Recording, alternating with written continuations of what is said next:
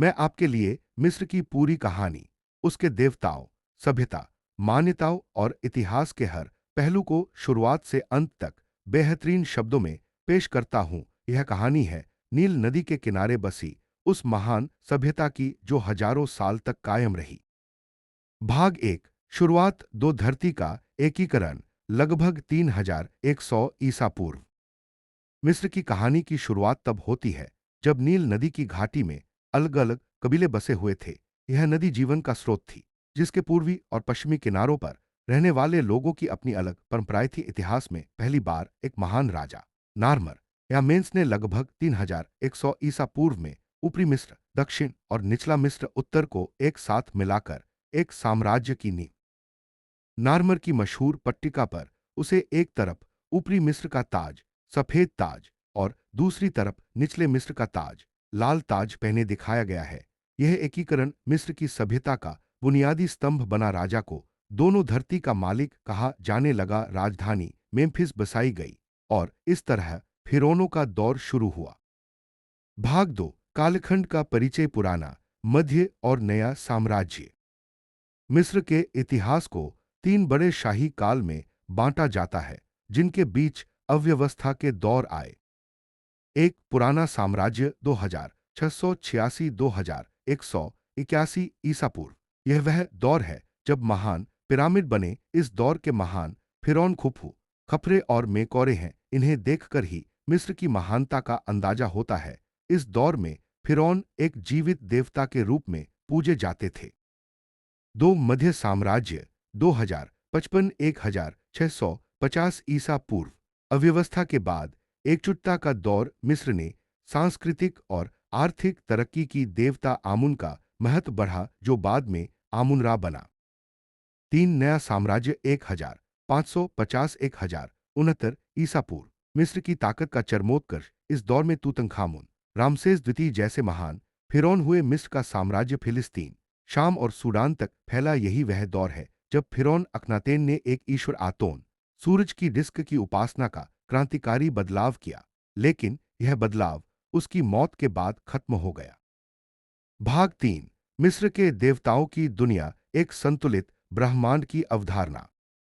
मिस्र का धर्म बहुदेववादी था। हर शहर का अपना संरक्षक देवता था और हर प्राकृतिक शक्ति को एक देवता का रूप दिया गया था। उनका मूल विश्वास मात था, जिसका मतलब है सत्य, न्याय, संतुलन और ब्रह्मांडीय व्यवस्था। फिरौन का कर्तव्य था कि वह मात को कायम रखे।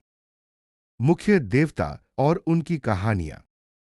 एक, रा या आमन रा, सूरज के देवता। सभी देवताओं के राजा। वह हर रोज पैदा होते, आसमान पर सफर करते और शाम को भूमिगत दुनिया द्वात में दाखिल हो जाते, जहां वह राक्षसों से लड़कर सुबह फिर से उगते। यह जीवन, मृत्यु और नवीनीकरण का लगातार चक्र था। दो, ओसाइरिस, उर्वरता, मृत्यु के बाद के जीवन और पुनर्जन्म के देवता। उनकी कहानी सबसे महत्वपूर्ण है। उनके ईर्ष्यालु भाई सेत, अराजकता और सूखे के देवता ने उन्हें एक संदूक में बंद करके नील नदी में फेंक दिया। ओसाइरिस की पत्नी आइसिस, प्यार, जादू और मातृत्व की देवी, ने अपने जादू से उन्हें जीवित किया, लेकिन सिर्फ इतना कि वह अपना बेटा होरस पैदा कर सके हो।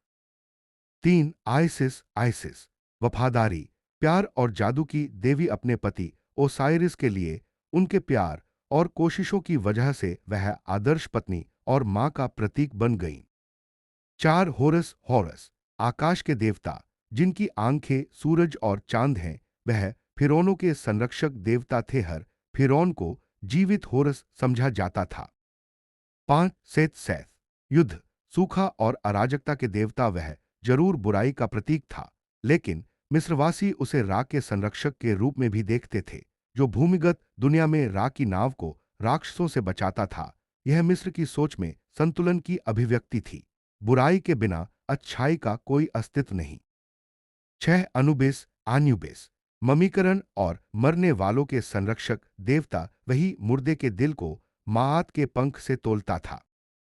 सात, थोथ, ज्ञान, लेखन और बुद्धि के देवता, जिनका सिर आइबिस पक्षी जैसा था। उन्हें लेखन और गणित का जनक माना जाता था।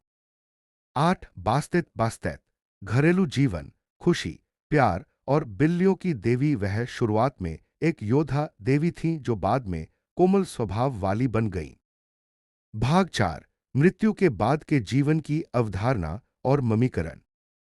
मिस्रवासियों की मान्यता थी कि इंसान 5 हिस्सों से बना है: शरीर खात, आत्मा बा, व्यक्तित्व का, नाम रेन और छाया शूत। मृत्यु के बाद का को जिंदा रहने के लिए शरीर या फिर किसी मूर्ति की जरूरत होती थी, इसीलिए वे ममीकरण करते थे ताकि शरीर को सड़ निगलने से बचाया जा सके।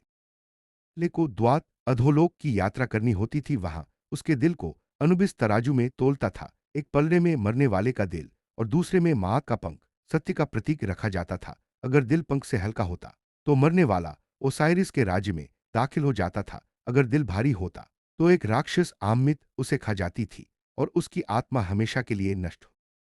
भाग 5। उत्थान और पतन, विदेशी शासकों का दौर। नए साम्राज्य के बाद मिस्र की ताकत धीरे धीरे कम होने लगी। इस पर अलग अलग विदेशी ताकतों ने शासन किया।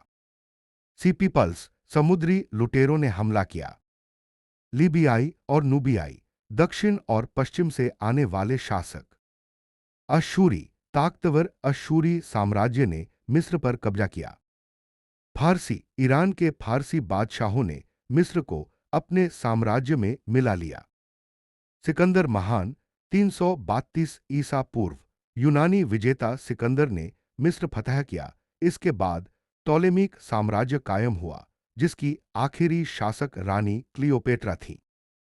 रोमन साम्राज्य 30 ईसा पूर्व, रोमन जनरल ऑक्टेवियन, बाद में ऑगस्टस सीजर ने मिस्र को रोमन साम्राज्य का प्रांत बना लिया। यह प्राचीन मिस्र के फिरौनों के दौर का अंतिम अंत था। भाग 6। अंत और विरासत। रोमन दौर के बाद मिस्र ईसाई, कॉप्टिक और फिर मुसलमानों के अधीन आया। प्राचीन मंदिर उजड़ गए, हाइरोग्लिफिक लिपि भुला दी गई और देवता इतिहास के पन्नों में दफन हो गए। लेकिन मिस्र की विरासत कभी खत्म नहीं हुई। उसके पिरामिड और स्फिंक्स आज भी इंसान की महानता की दास्तान सुनाते हैं। नील नदी आज भी जीवन बहाती है। रोसेटा स्टोन की खोज ने हाइरोग्लिफिक को दोबारा पढ़ना मुमकिन बनाकर इतिहास के एक खजाने से पर्दा उठाया। मिस्र की कहानियां, उसके देवता, फिरौन और उनकी मान्यताएं आज भी किताबों, फिल्मों और कला में जिंदा हैं। समापन। मिस्र की कहानी वास्तव में जीवन और मृत्यु, व्यवस्था और अराजकता, उत्थान और पतन की शाश्वत गाथा है। ये मानव इतिहास का वह अध्याय है जिसने साबित किया कि कोई सभ्यता भौतिक रूप से खत्म हो सकती है, लेकिन उसकी विरासत, उसकी महानता और उसके सबक हमेशा जिंदा रहते हैं। नील नदी की तरह मिस्र के इतिहास की धारा बहती रही, कभी बाढ़ पर, कभी सूखे में, लेकिन उसकी गूंज जमान। जो कोई उनके नाम लेता है वह हमेशा जिंदा रहते हैं। प्राचीन मिस्र की कहावत।